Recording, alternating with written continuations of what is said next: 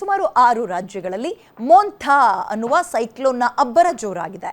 ಬಂಗಾಳ ಕೊಲ್ಲಿಯಲ್ಲಿ ವಾಯುಭಾರ ಕುಸಿತದಿಂದಾಗಿ ಆಂಧ್ರ ಪ್ರದೇಶಕ್ಕೆ ಇವತ್ತೇ ಮೋಂಥಾ ಸೈಕ್ಲೋನ್ ಅಪ್ಪಳಿಸುತ್ತೆ. ಇದಕ್ಕೆ ಹೊಸ ಹೆಸರನ್ನು ತಂದಿಟ್ಟಿದ್ದಾರೆ. ಬಂಗಾಳಿಯಲ್ಲಿ ಮೋಂಥಾ ಅಂದರೆ ತಿಂಗಳು ಅಂತ ಅರ್ಥ ಬರುತ್ತೆ. ಮೋಂಥಾ ರಾತ್ರಿ ಹೊತ್ತಿಗೆ ಕರಾವಳಿಗೆ ಸೈಕ್ಲೋನ್ ಅಪ್ಪಳಿಸುವ ಸಾಧ್ಯತೆ ಇದೆ. ಆಂಧ್ರ ಪ್ರದೇಶದ 19 ಜಿಲ್ಲೆಗಳಲ್ಲಿ ಇದೀಗ ರೆಡ್ ಅಲರ್ಟ್ ಘೋಷಣೆ ಮಾಡಿದ್ದಾರೆ. ಮಚಿಲಿಪಟ್ಟಣ, ಕಳಿಂಗಪಟ್ಟಣಂ ಹೀಗೆ ಈ ಭಾಗಗಳಲ್ಲಿ ವಿಪರೀತ ಮಳೆಯಾಗುವ ಸಾಧ್ಯತೆ ಇದೆ.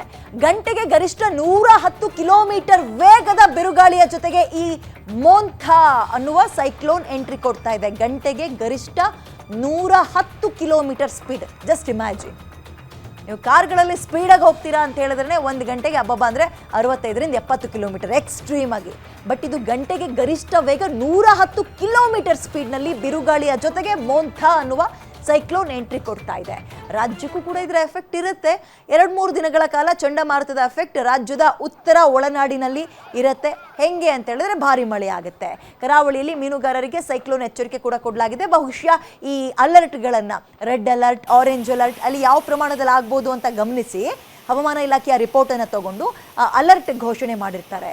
ಗಂಟೆಗೆ ವಿಪರೀತ ಸ್ಪೀಡಾಗಿ ಗಂಟೆಗೆ 123 ಕಿಲೋಮೀಟರ್ ಅಂತ ಇದ್ದಾರೆ. ಆ ಸ್ಪೀಡಲ್ಲಿ ಮೋಂಥಾ ಸೈಕ್ಲೋನ್ ಅಬ್ಬರಿಸುತ್ತೆ ಅಂತ ಇದ್ದಾರೆ. ಅದರ ಪರಿಣಾಮ ಕೂಡ ಇದೀಗ ಈ ಭಾಗಗಳಿಗೆ ಆಗುತ್ತೆ, ನಮ್ಮ ರಾಜ್ಯಕ್ಕೂ ಆಗುತ್ತೆ. ಓಕೆ, ಚಂಡಮಾರುತದ ಎಫೆಕ್ಟ್ ಯಾವ ರೀತಿ ಇರುತ್ತೆ, ಎಲ್ಲೆಲ್ಲಿರುತ್ತೆ ಎಫೆಕ್ಟ್ ಅನ್ನೋದಕ್ಕೆ ಸಂಬಂಧಪಟ್ಟಂತೆ ನಮ್ಮ ಮೆಟ್ರೋ ಬ್ಯೂರೋ ಹೆಡ್ ಉಲ್ಲಾಸ್ ವಿವರಿಸಿದ್ದಾರೆ. ಕೇಳೋಣ. ಇವತ್ತು ಇಡೀ ರಾಜ್ಯಾದ್ಯಂತ ಮೋಡ ಕವಿದ ವಾತಾವರಣ ಇತ್ತು. ಜೊತೆಗೆ ತುಂತುರು ಮಳೆಯನ್ನು ಕೂಡ ಆಗ್ತಾ ಇದೆ. ಇದೇ ರೀತಿಯಾದಂಥ ಒಂದು ಪರಿಸ್ಥಿತಿ ಇನ್ನು 2-3 ದಿನಗಳ ಕಾಲ ಇರುತ್ತೆ ಅನ್ನುವಂಥ ಒಂದು ಮಾಹಿತಿಯನ್ನು ಹವಾಮಾನ ಇಲಾಖೆ ಕೊಡ್ತಾ ಇದೆ. ಸೊ ಇದಕ್ಕೆ ಪ್ರಮುಖ ಕಾರಣ ಏನು ಅಂತಂದರೆ ಬಂಗಾಳ ಕೊಲ್ಲಿಯಲ್ಲಿ ಸೃಷ್ಟಿಯಾಗಿರುವಂತಹ ಮೋಂಥಾ ಚಂಡಮಾರುತ. ಸೊ ಈಗ ಅದರ ಒಂದು ಎಫೆಕ್ಟ್ ಯಾವ ರೀತಿಯಾಗಿದೆ, ಸದ್ಯ ಅದರ ವೇಗ ಎಷ್ಟು ಮಟ್ಟಿಗಿದೆ, ಯಾವೆಲ್ಲ ರಾಜ್ಯಗಳಿಗೆ ಇದರ ಎಫೆಕ್ಟ್ ಆಗುತ್ತೆ ಅನ್ನುವಂಥದ್ದನ್ನು ನಾನು ನಿಮಗೆ ತೋರಿಸುವಂಥ ಪ್ರಯತ್ನವನ್ನು ಮಾಡ್ತೀನಿ. ಸೊ ಇದು ನಾನೀಗ ನಿಮಗೆ ತೋರಿಸ್ತಾ ಇರುವಂಥದ್ದು ಲೈವ್ ಫುಟೇಜು. ಬಂಗಾಳ ಕೊಲ್ಲಿಯಲ್ಲಿ 26ನೇ ತಾರೀಕು ರಾತ್ರಿ 11:00ವರೆಗೆ ಮೋಂಥಾ ಚಂಡಮಾರುತ ಅಂದರೆ ಸೈಕ್ಲೋನ್ ಹುಟ್ಕೊಳ್ಳುತ್ತೆ. ಅದಾದ ನಂತರ ನಾನು ನಿಮಗೆ ತೋರಿಸ್ತಾ ಹೋಗ್ತೀನಿ. ಅದರ ವೇಗ ಎಷ್ಟಿತ್ತು ಅಂದರೆ ಆರಂಭದಲ್ಲಿ ಅದರ ವೇಗ 75 km/h ಇತ್ತು.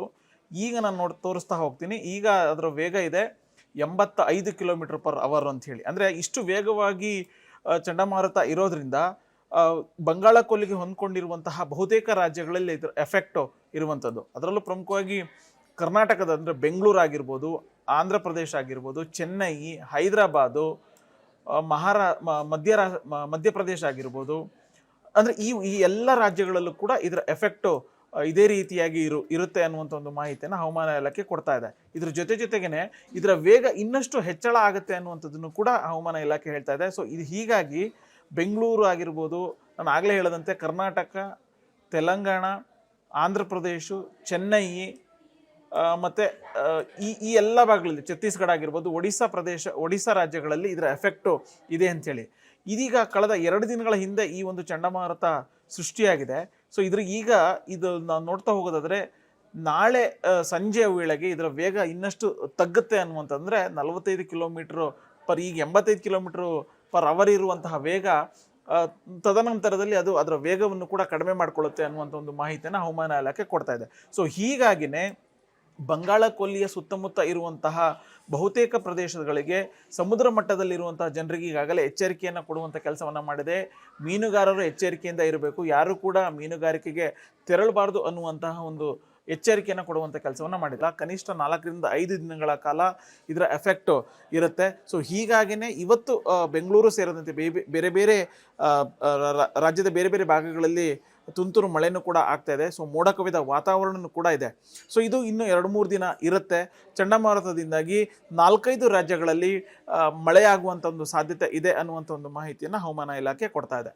ಕ್ಯಾಮ್ರಾ ಪರ್ಸನ್ ಲಕ್ಷ್ಮೀಕಾಂತ್ ಜೊತೆ ಉಲ್ಲಾಸ ಸ್ಕಿರ್ಬಾಸೆ, ಗ್ಯಾರಂಟಿ ನ್ಯೂಸ್, ಬೆಂಗಳೂರು.